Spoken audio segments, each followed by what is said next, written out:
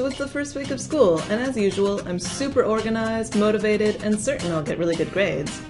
But I felt the same way last semester, and even though I knew I had a 20-page paper due at the end of semester, I still waited till the last week to get started. I just didn't know where to begin. So this time, I'm using the UVic Library's assignment calculator. From the library's homepage, go to Research Help, and then down to the eTutorials tab, where you'll find more videos like this one. Also, the assignment calculator. Enter a start date and a finish date for your assignment.